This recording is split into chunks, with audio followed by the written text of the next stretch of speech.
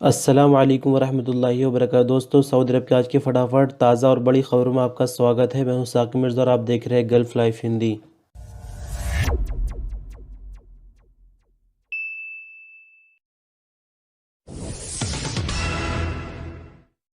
मक्का मुकर्रमा reason की police ने commissioner Jeddah के हुक्म पर अमल करते हुए कॉर्निश को जाने वाले सभी रास्ते बंद करने के बाद वहां पर टेम्परेरी चेक पोस्ट बना दिया है। यानी बीते दिन खबर ये निकल कर आई है कि जद्दा कॉर्निश को बंद कर दिया गया है, लेकिन अभी खबर यह है कि उसके आसपास के सभी रास्ते बंद कर दिए गए हैं।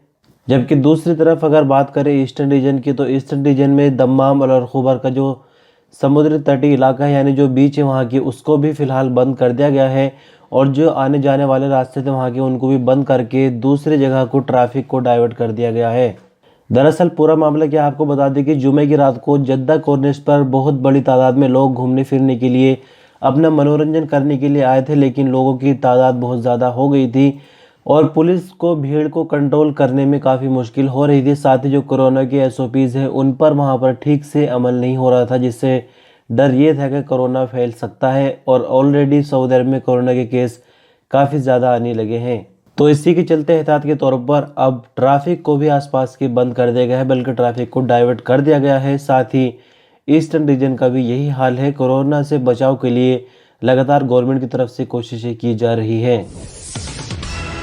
सऊदी अरब से कोरोना से पहले या कोरोना के दौरान, यानी लॉकडाउन के दौरान या लॉकडाउन से पहले जो लोग छुट्टी पर आए हैं, उनके वापस जाने की क्या चांस है? अगर वो वापस नहीं जा सकते तो क्या गवर्नमेंट की तरफ से उनके लिए कोई छूट मिलेगी कि वो नई वीज़ा पर जा सके? इस तरह के सवाल आप अक्सर कमेंट में भी करते रहते हैं, लेकिन ये खबर आज हमें वेबसाइट से जानने को मिली, तो मैं आपको बता दूं कि इस पर जानकारी ये दी जा रही है कि गवर्नमेंट की तरफ से अभी किसी भी तरह की कोई ऐसी छूट नहीं है जो लॉकडाउन में फंसे लोगों के लिए दी जाए। और वैसे लॉकडाउन के बाद जो अपने देशों में फंसे हुए सऊदी अरब दोबारा जाना चाहते हैं, उनकी जो बड़ी तादाद है वो सिर्फ इंडिया में है, क्योंकि फ़्लाइट जो है वो सही तरीके से नहीं खुल पाई उसके बाद से। लेकिन जो सऊदी अरब के कानून है वो सभी देशों के अजनबियों के लिए बराबर ही होते हैं तकरीबन।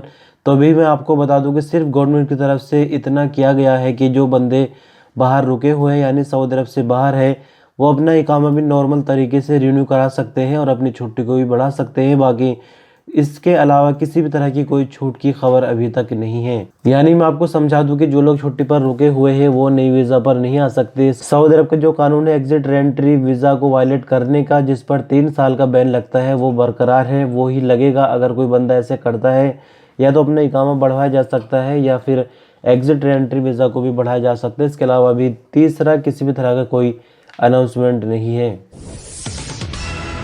सऊदी अरब के हेल्थ मिनिस्टर डॉक्टर तौफीक अल रबिया ने कहा कि हमने मिलकर मुश्किल हालात का सामना किया है और जो कुछ भी हमने हासिल किया है हम उसकी हिफाजत करेंगे। लापरवाही की वजह से ख़तरे को दोबारा नहीं आने देंगे। हेल्थ मिनिस्टर ने सऊदी शहरी और यहाँ पर रहने वाले अजनबियों से बात करते हुए अपने ट्वीट में कहा कि मिनिस्टर ऑफ हेल्थ की तरफ से बनाए गए SOPs पर हमें ये नहीं कि सिर्फ खुद ही अमल करें, बल्कि दूसरों को भी इन पर अमल करने की हिदायत करते रहना चाहिए और इसके लिए हमारा से लोगों मदद करेंगे। लापरवाही नहीं होना चाहिए। दरअसल आपको बता दें कि सऊदी अरब में पिछले कुछ दिनों से कोरोना केस अचानक बढ़ गए हैं। लगातार 300 के ऊपर केस जा रहा है, जिसके चलते जो भी संबंधित विभाग है गवर्नमेंट के, उनको अलर्ट कर दिया गया है। साथ ही SOPs पर सख्ती से पाबंदी कराई जा रही। मार्केट वगैरह में चेकिंग के दौरे भी तेज कर दिए गए और मिनिस्ट्री ऑफ हेल्थ की तरफ से लगातार लोगों से यही कहा जा रहा है कि सिर्फ 2 चीज़ों की अगर पाबंदी कर ले तो कोरोना को कंट्रोल किया जा सकता है। एक तो ये कि घर से बाहर निकलते वक्त नोज मास्क का इस्तेमाल ज़रूर करना है। दूसरा ये कि भीड़ इकट्ठी नहीं करनी, यानी सोशल डिस्टेंसिंग का पालन करना है। इन 2 चीज़ों पर अगर अमल करेंगे तो कोरोना को कंट्रोल किया जा सकेगा। सऊदी अरब के फॉरेन मिनिस्टर प्रिंस फैसल बिन फरहान और अमेरिका के फॉरेन मिनिस्टर एंटोनी ब्लिंकन के बीच पहली बार टेलीफोन पर बातचीत हुई है। बातचीत में कुछ खास नहीं, दोनों देशों के बीच जो नॉर्मल बातचीत होती है वही हुई है। लेकिन मैं आपको बता दूं कि जो बाइडेन की गवर्नमेंट बनने के बाद जो नए फॉरेन मिनिस्टर बने हैं, अमेरिका के एंटोनी ब्लिंकन और सऊदी अरब के फॉरेन मिनिस्टर के बीच पहली बार बात हुई है। इससे पहले जो डोनाल्ड ट्रंप की गवर्नमेंट थी उसमें माइक पोम्पियो फॉरेन मिनिस्टर थे अमेरिका के, लेकिन अभी जैसे ही गवर्नमेंट बदल गई है तो फॉरेन मिनिस्टर भी बदल गए हैं और पहली बार सऊदी अरब के फॉरेन मिनिस्टर के साथ बातचीत हुई है। इससे पहले भी खबर ये आई थी कि जो नए प्रेसिडेंट है अमेरिका के, जो बाइडेन, उन्होंने कहा कि सऊदी अरब की मदद जारी रहेगी। सऊदी अरब के साथ कई तरह के खतरे चल रहे हैं, जिसमें हूथियों का भी खतरा है, तो इन्हीं सब चीज़ों को देखते हुए सऊदी अरब के साथ मदद जारी रखेंगे। सऊदी अरब के मौसम विभाग के केंद्रीय सेंटर का कहना है कि इतवार यानी 7 फरवरी को सऊदी अरब के ज़्यादातर इलाकों में सर्दी बढ़ने की उम्मीद है, जबकि कुछ जगहों पर ठंडी बर्फीली हवाएं भी चलेंगी। आजिल अखबार ने केंद्रीय मौसम विभाग के हवाले से कहा कि सऊदी अरब के उत्तर पूर्वी और केंद्रीय इलाकों में टेम्परेचर में कमी होने की पूरी उम्मीद है, जिसकी वजह यह है कि शनिवार की रात सऊदी अरब के कई शहरों में बारिश हुई है, जिसके चलते टेम्परेचर में कमी रिकॉर्ड की जाएगी। बयान में आगे कहा गया है कि ईस्टर्न और नॉर्दर्न इलाकों में रात के आखिरी पहर से सुबह सवेरे तक धुंध छाई रहेगी, जिससे देखने में मुश्किल हो सकती है। टेम्परेचर के हवाले से अगर बात करें तो मौसम विभाग का कहना है कि मक्का मुकर्रमा में सबसे ज़्यादा टेम्परेचर 24 डिग्री सेंटीग्रेड और कम से कम 16, जबकि मदीना मुनव्वरा में ज़्यादा 20 डिग्री सेंटीग्रेड और कम से कम 11 डिग्री सेंटीग्रेड रिकॉर्ड किया जाएगा। इसके अलावा रियाज में मैक्सिमम 19 जबकि मिनिमम 11, जबकि जद्दा में मैक्सिमम 25 और मिनिमम 18 डिग्री सेंटीग्रेड टेम्परेचर रहेगा। सबसे कम टेम्परेचर तरीफ में होगा, जहां पारा 4 डिग्री तक पहुंच जाएगा। सकाका में मैक्सिमम टेम्परेचर 15 और मिनिमम 5 डिग्री तक रहेगा। सऊदी अरब में इन दिनों कोरोना के केस लगातार बढ़ते ही जा रहे हैं, और जिस तरह से कोरोना के केस बढ़ने की रफ्तार है तो 500 केस पर डे पहुंचने में ज़्यादा वक्त नहीं लगेगा। बात करते हैं बीते 24 घंटों के दौरान की, तो 386 नए केस रिकॉर्ड किए गए हैं, जबकि नई रिकवरी 283 रिकॉर्ड की गई है। बीते 24 घंटे के दौरान ही 4 नए लोगों की मरने की खबर है, जिसके बाद कुल मरने वालों की तादाद बढ़कर 6397 हो गई है। फिलहाल सऊदी अरब में एक्टिव केसों की संख्या 2327 रह गई, जिनमें से क्रिटिकल केस 401 है, जो कि आईसीयू में है इलाज के लिए। बात करते हैं कुल संख्याओं से अगर, तो अब तक सऊदी अरब में कोरोना के कुल केस बढ़कर 3,69,961 हो गए हैं, जबकि कुल ठीक होने वालों की तादाद 3,61,237 हो गई है। सऊदी अरब की नॉर्दर्न बॉर्डर रीजन म्यूनिसिपैलिटी ने कहा कि बीते हफ्ते के दौरान 579 मार्केट के दौरे किए गए, जिनमें 7 दुकानों को संगीन वायलेशन पर बंद कर दिया गया, जबकि 12 दुकानों को जुर्माने किए गए हैं। सऊदी प्रेस एजेंसी के मुताबिक म्यूनिसिपैलिटी ने कहा कि सभी तरह के शॉपिंग मॉल्स, मार्केटों और छोटी बड़ी दुकानों में सोशल डिस्टेंसिंग, सैनिटाइजर और दूसरी तरह की जो SOPs है उन पर अमल करना ज़रूरी है।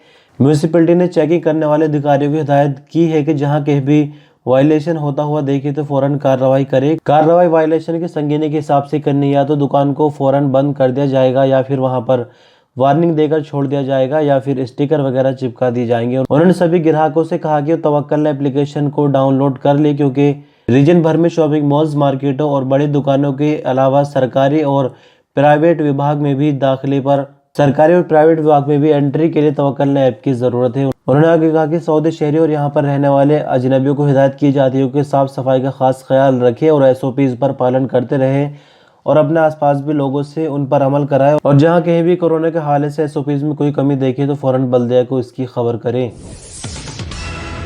सऊदी अरब की राजधानी रियाज में पुलिस ने असलहा के जोर पर बैंक से 25,500 रियाल चोरी करके फरार होने वाले अजनबी को गिरफ्तार कर लिया है। रियाज रीजन पुलिस के स्पोकमैन मेजर खालिद अल क्रेदिस ने कहा कि गिरफ्तार होने वाला शख्स फिलीपीन का रहने वाला है। उसने असलहा के जोर पर एक बैंक में डाका डालने की कोशिश की है। उसने बैंक में धावा बोल दिया और एक ग्राहक पर पिस्टल तान दी। उसने बैंक के स्टाफ को धमकी दी कि उसे फौरन रकम दी जाए, वरना वो ग्राहक पर गोली चला देगा। उसके बाद वो रकम लेकर फरार हो गया, लेकिन CCTV कैमरों की मदद से उसकी पहचान कर ली गई। प्रवक्ता ने आगे बताया कि बैंक से रकम लेकर भागने वाले फिलीपीनी को रिकॉर्ड वक्त में गिरफ्तार कर लिया गया। पता चला कि उसके पास नकली पिस्टल थी जो देखने में असली लग रही थी। गिरफ्तार किए गए शख्स से अभी पूछताछ जारी है। पूछताछ और दूसरी तरह की कार्रवाई पूरी होने के बाद मामले को संबंधित विभाग के हवाले किया जाएगा। पैगंबर इस्लाम की ज़िंदगी और इस्लामिक कल्चर के हवाले से इंटरनेशनल नुमाइश और म्यूज़ियम का उद्घाटन कर दिया गया है। अरब न्यूज़ में छपने वाली रिपोर्ट के मुताबिक ये म्यूज़ियम मदीना मुनव्वरा में मस्जिद नबवी के बिल्कुल करीब है। मदीना मुनव्वरा के गवर्नर और chairman Medina region development authority Faisal bin Salman ने इस कदम को सराहा है। उन्होंने कहा कि इससे न सिर्फ विजन 2030 का टारगेट पूरा करने में मदद मिलेगी, बल्कि इंटरनेशनल जो मेहमान यानी जो टूरिस्ट सऊदी अरब आएंगे, बल्कि इंटरनेशनल टूरिस्टों की सऊदी अरब में और दिलचस्पी बढ़ेगी। आपकी जानकारी के लिए फिर से बता दें कि ये म्यूज़ियम मदीना मुनव्वरा में मस्जिद नबवी के बिल्कुल करीब है, जो कि 24 घंटे खुला रहता है। सऊदी अरब में अद-दायर बनी मालिक कमिश्नरी के हाईवे पर लगे एक और साहिर कैमरे को आग के हवाले कर दिया गया। संबंधित विभाग सिस्टम को आग लगाने वाले अनजान शख्स को तलाश कर रहे हैं। दरअसल आपको बता दें कि दूसरी तस्वीर के माध्यम से आप खुद भी देख सकते हैं कि यहाँ पर एक तीव्र मोड़ है और इसकी वजह से अक्सर यहाँ पर एक्सीडेंट होते रहते हैं, जिसकी वजह से कैमरा यहाँ पर लगाया गया है ताकि लोगों को थोड़ा डर रहे और कंट्रोल में ट्रैफिक की जो स्पीड है उसको रखें, ताकि जो ट्रैफिक हादसे है उसमें कुछ कमी देखने को मिले। लेकिन आप देख सकते हैं कि किसी शख्स ने इसमें आग लगा दी है और पूरी तरह से सिस्टम को ख़त्म कर दिया गया है। लेकिन अभी तक किसी भी तरह का कोई सबूत ये नहीं मिल रहा कि आग लगाने वाला बंदा कौन था।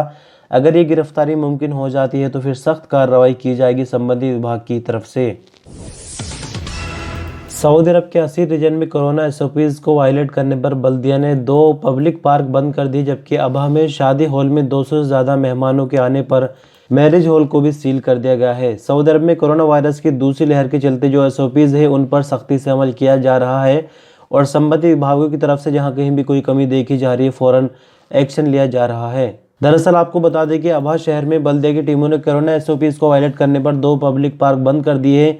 पब्लिक पार्क में आने वाले लोगों की संख्या काफ़ी ज़्यादा थी और जो सोशल डिस्टेंसिंग है कोरोना वायरस के चलते उसका पालन बिल्कुल भी नहीं किया जा रहा था। इसी के चलते पार्क को टेम्परेरी बंद कर दिया गया है। दूसरी तरफ अगर बात करते हैं अस्सी रीजन की, तो शादी में 200 से ज़्यादा मेहमानों को बुलाने पर बल्दे की तरफ से छापा मारा गया और मैरिज हॉल को भी फिलहाल टेम्परेरी सील कर दिया गया है।